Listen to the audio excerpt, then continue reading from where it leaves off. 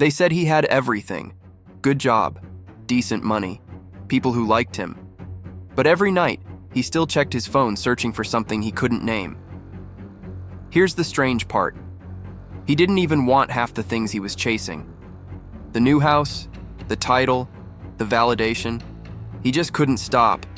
Because deep down, he wasn't chasing success. He was chasing relief from that quiet voice that kept saying, "You're still not enough." And maybe that's you too. You've hit goals, you've got milestones, yet somehow, it still feels like you're running out of air. So the question isn't how to get more, it's why you keep wanting what doesn't even make you happy. Stay with this, because once you see the truth behind that chase, you'll never look at desire the same way again. We spend half our lives chasing things we don't even want. More money, more followers, more recognition. Not because we need them, but because we think we should.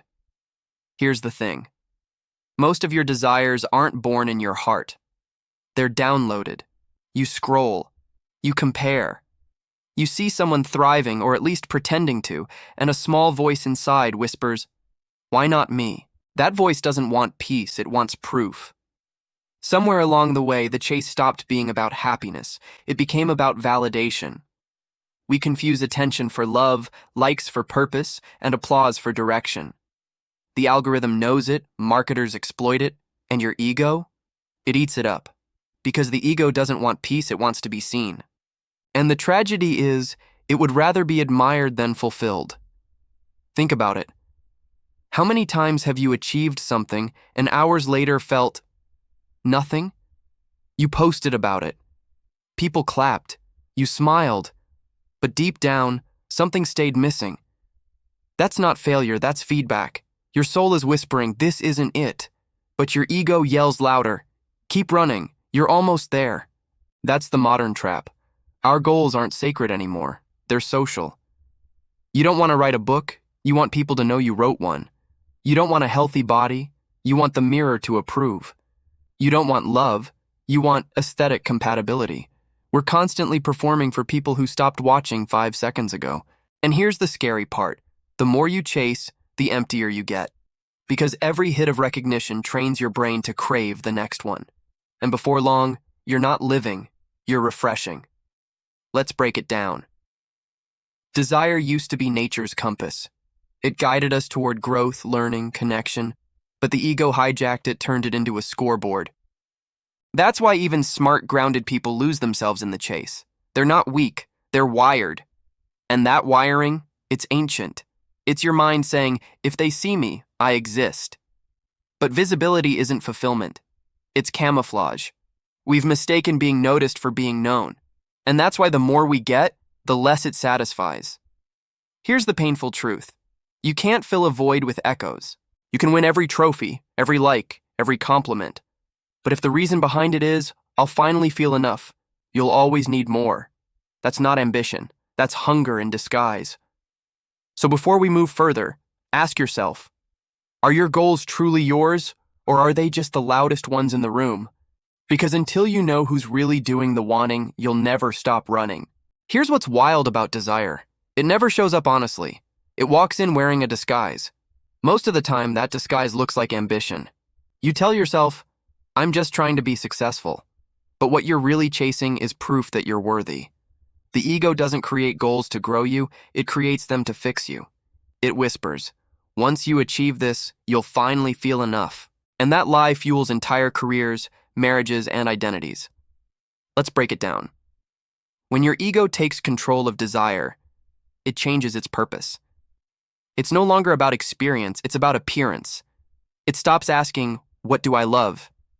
and starts asking, "What will make me look powerful, desirable, respected?" That's the moment your dreams become traps. Think about social media for a second. You don't post what you love doing, you post what looks like you're winning.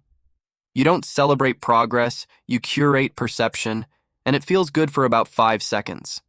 Then the silence after the applause reminds you the validation fades faster than the dopamine, but the ego doesn't care. It just says, "Get more followers, more status, more metrics to hide the emptiness underneath." Here's the dangerous part. The ego measures value by visibility. If people see it, it matters. If they don't, It doesn't. And that's how your real self, the quiet one who used to dream honestly, slowly disappears. You start building a brand instead of a life, a persona instead of peace. It's not just influencers. It's your coworker obsessed with promotions, your friend chasing relationships just to prove they can, your neighbor showing off the car they secretly can't afford. Different costumes, same hunger. What this really means is, the ego isn't evil. It's just scared. It believes it has to earn its right to exist, so it collects proof money, titles, attention as armor. But the problem with armor is that it also keeps out warmth. You end up safe, admired, and completely disconnected from yourself. Here's a quiet truth few people admit. The more you perform, the less you can feel. Because every performance teaches you to suppress the parts that don't fit the image. Sadness, doubt, softness, all the human parts get edited out. Until one day you look successful on paper and feel like a stranger inside your own story. Pause for a second and imagine this. You achieve every goal you have right now. Every single one. What then? Would you finally be happy or just relieved that the chase paused for a moment? Because if happiness feels like a finish line, it means your ego is still driving. Real joy doesn't arrive after something it shows up during. But the ego hates that. It can't exist in the present. It feeds on tomorrow. On, almost there. That's why even people who have made it often feel miserable. They're addicted to the chase itself. Let's take a modern example. Look at most tech billionaires, influencers, CEOs, people who already won. Do they look calm?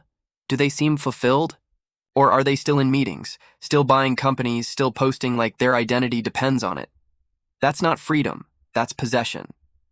They don't own success anymore. Success owns them. And that's the same pattern scaled down in all of us. The student trying to outdo everyone, the parent proving they're better than their sibling, the artist who can't create unless people are watching. It's all the same disease. The ego's need to be seen outpacing the soul's need to be real. Here's the twist. The ego doesn't actually care if you're happy. It just wants to exist longer. So it feeds on conflict. If you stop wanting, it starves. If you find peace, it panics. That's why the moment life feels calm, you unconsciously create new problems, new goals, new dramas to fix. Because the ego's worst nightmare is stillness. Stillness exposes truth that maybe all this running was never about happiness, but about distraction. So if the chase isn't about joy, what is it really about? Control. The illusion that if you can just achieve enough, you'll finally stop feeling small. But control doesn't end suffering. It extends it. Because now, every loss feels like death. Every failure feels like identity collapse. Here's what's ironic. The ego builds a life to protect you, but ends up suffocating you. It promises freedom, but its version of freedom is just a bigger cage. So what's the escape? It starts with this realization you can't outthink the ego. You can only see it. Once you notice the voice that says, you're only valuable when you're winning, you start to separate from it. And that space, that tiny pause between craving and choice, that's where the real self begins to wake up. Here's the part most people never notice. Every time you chase something that doesn't feel right but looks impressive, you're actually looking at your own reflection distorted. Desire acts like a mirror. It doesn't show you what you want. It shows you what you think will complete you. Let's break it down. You say you want that promotion, but what you really want is to feel seen in a place that keeps overlooking you. You say you want to fall in love again, but maybe you just want proof that you're still lovable. You say you want financial freedom, but what you're really chasing is the relief of not having to feel powerless anymore. In every case, the thing isn't the goal, the feeling behind it is. And that's the trick your mind plays. It convinces you the external win will fix the internal wound. But here's the thing, even when you get what you wanted, the wound doesn't heal. It just hides for a while. Then it shows up in a new disguise, whispering, okay, maybe the next achievement will do it. That's the loop. The ego creates the pain, then sells you the cure. You can see it everywhere. The influencer with millions of followers constantly posting about burnout. The athlete who wins the championship and immediately falls into depression. The high achiever who can't enjoy their success because someone else has more. What this really means is desire isn't a sign of direction anymore. It's a diagnostic tool. It shows you where you feel incomplete. Let me give you an example. A guy I knew worked himself into the ground for years to buy a luxury car. He told himself it was about reward, about motivation. But when he finally bought it, he realized the truth. He just wanted his father's approval, the validation he never got as a kid. And that car couldn't give it to him. Now he spends most weekends cleaning a vehicle that reminds him of what he still hasn't resolved. Different people, same mirror. It's the same reason people chase relationships that look good online, but feel empty offline. It's why someone keeps changing jobs every year, not because they love growth, but because silence makes them anxious. Stillness exposes the lack they're trying to outrun. You'll start to notice this pattern everywhere once you see it. Every desire carries a question beneath it. The trick is to ask what that question is. When you crave status, the question might be, do I matter? When you crave love, am I enough? When you crave control, can I finally feel safe? And once you answer those honestly, the chase starts to lose its power. Now let's zoom out. Look at our generation built on visibility, speed, and metrics. We no longer measure happiness by peace. We measure it by proof. How many followers, how much engagement, how much recognition, that's the scoreboard now. But here's the irony. The moment life becomes a performance, peace becomes a threat. Because if you're not constantly visible, you fear becoming invisible. And in that fear, your mind can't rest. It's no wonder anxiety and burnout are epidemic. We're overstimulated and undersatisfied. We have access to everything except ourselves. Pause for a moment and really think about this. When was the last time you wanted something because it felt right, not because it looked right? When was the last time you made a choice that no one else could see and still felt proud of it? That's the difference between soul desire and ego desire. Ego desire screams, soul desire whispers. Ego says, chase what they'll applaud. Soul says, follow what gives you peace, even if no one claps. But here's the catch. Peace doesn't feel exciting at first. It feels unfamiliar. It's not loud, it's quiet. And quiet is scary when you've been living in noise your whole life. That's why people sabotage calm. They mistake peace for boredom and stillness for failure. But stillness is where the real clarity lives. It is the only place where you can separate what's truly yours from what's been programmed into you. Let's bring this back to something real. Look at creators online, some burn out because they keep making what performs, not what fulfills. Their audience grows, but their joy disappears. Because every time they ignore what they actually want to create, they trade authenticity for attention. The same thing happens in everyday life. You compromise bit by bit until one day, your life looks nothing like you, but everything like what you thought success should be. Here's the thing, you don't need to destroy your ambitions. You just need to own them. Ask yourself, does this desire come from expansion or insecurity? If it's expansion, it'll feel calm and curious. If it's insecurity, it'll feel restless and loud. You can't lie to yourself once you know how to read the signs. And that's the real power awareness ends manipulation. Because the moment you see the game loses its control over you. That's when the chase starts to slow down. Not because you've given up, but because you finally understand what was never yours to chase. So what happens after you stop chasing? At first, it's unsettling. You'll feel empty, almost guilty, like you're doing something wrong by slowing down. That's because for most of your life, motion felt like meaning.